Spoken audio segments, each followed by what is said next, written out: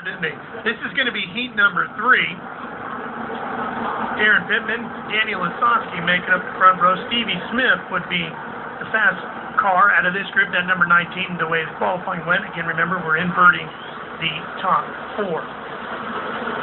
Lisowski's in the black number 1.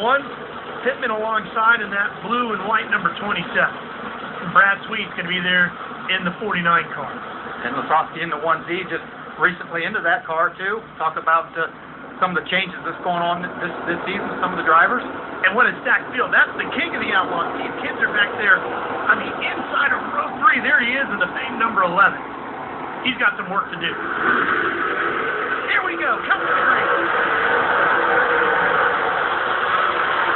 Kinzer's already kicked off one. Pittman goes to the lead. Lisowski flying in the second. Brad Sweet holding off the king for the fight for third. He might be able to get him. His Sweet with a little side. Yes, he does. But Sweet comes right back to the inside, uses the downhill momentum to get back by Steve Kinzer. Hey, he goes right after Lisowski, too. When you stay downhill, Brad, the king slaps the wall. It is way downhill when you come off the banking here. It really is. When we talk about the cushion, well, the cushion's really not a berm tonight. It's a lot of just kind of loose dirt up there, and you can saw Steve Kinzer get up over it and slap the wall. Easily done off the turn 2. The wall kind of sticks out back there. And when guys hit the wall, it's usually in that spot. Steve Kinzer thought he was going to get into the left rear of Brad Sweet. Sure was close. The king knows he's got to push it. He needs another spot to stay out of the last chance showdown. And Stevie Smith has got to gain 2 in that black 19. So Brad Sweet's in the hot spot right now as everybody's gunning for him. And Darren Pittman continues to lead here in heat number 3.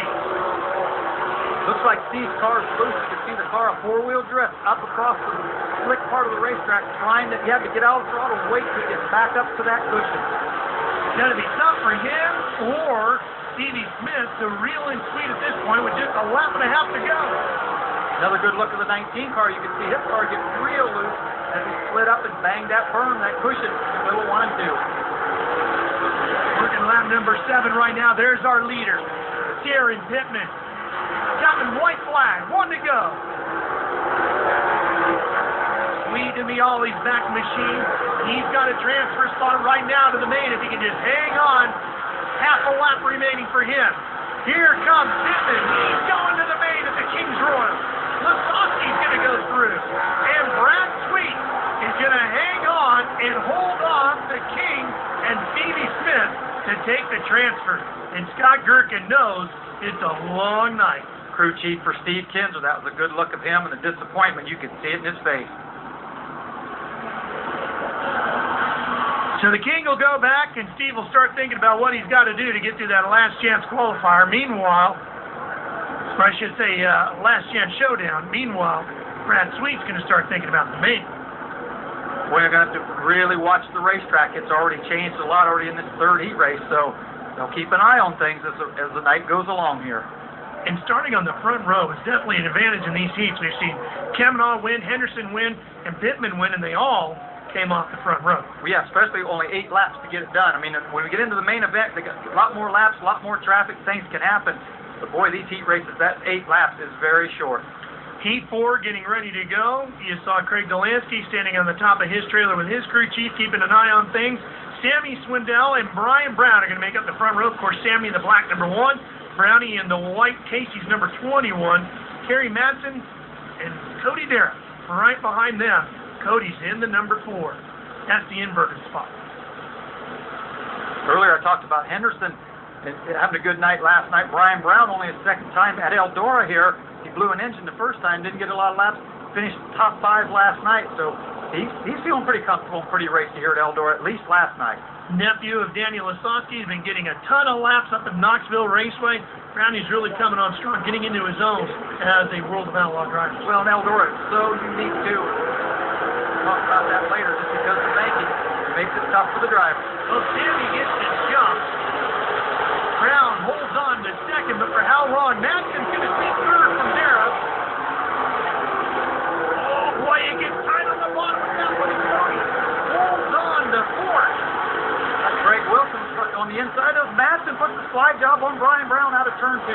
Brown tries to fight back on the bottom as they head to 3. Watch Brown on the 21. He's going to take the spot back. Madsen tries to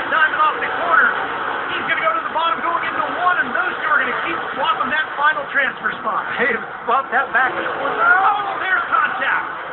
That could have been so bad for both those cars. It could have knocked the right front off of Brown's car and tripped the front end, which makes the car want to flip end over end. Could have flattened the 29's left rear. Looks like no harm, no foul, though, but keep going. Cody Dara now in the black number 4 with the silver wing, trying to close in on Brian Brown. Brownie has the Casey car one spot in front of him. Dara's trying everything. He's moving all over the racetrack. But man, he's almost going to need a caution to have a double foul restart to have a chance because everybody's getting strung out right now, Ralph. And that's going to be the fight for that final transfer spot straight to the main. And Cody knows how important that is.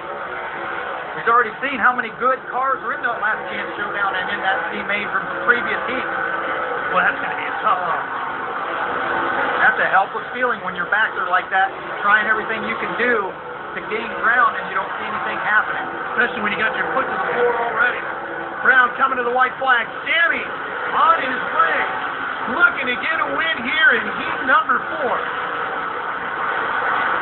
Madsen trying to close in on Swindell on a last gasp effort on the final lap, but Sammy came up short a year ago and going to take the win here in heat number 4. Again, coming off the front row.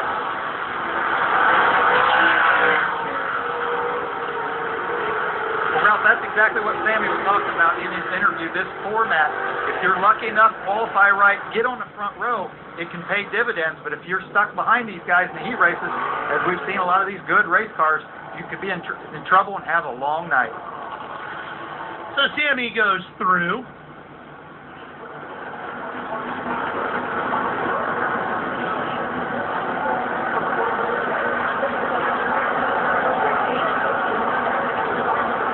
They'll go back and start working on the number 1. And working is the key issue. Just because he won that heat, they're not going to be satisfied with that chassis setup. Well, Sammy's a heat winner, and so is Darren Pittman. Darren's ready to chat with Bobby Jarrett. Well, here's Darren Pittman, first guy to win from the pole in a heat race. That has to make you feel good. Yeah, I mean, luckily we timed in a good spot to put us on the pole, but, man, we timed so bad that if we didn't transfer out of the heat, we were just going to struggle to make the show because we were going to be so far back in the B. And you watch them first 2 heats and shots, and Craig Kinzer both started on the pole and didn't even transfer. So every time we come back to Kings Row, we always seem to be terrible the night before and come back and have a shot to win. So just happy to have a shot to start 4th in the A main, and we'll see if we can go out there and try to get another one. All right, good luck. All right, thanks. Appreciate it. Sorry, I'm trying to keep you from getting run over there. Nice of Darren to keep an eye out for our camera crew. Brad Sweet's going on to the main, taking care of a few autographs, but you can see the intensity of the eyes as he thinks about the King's Roar.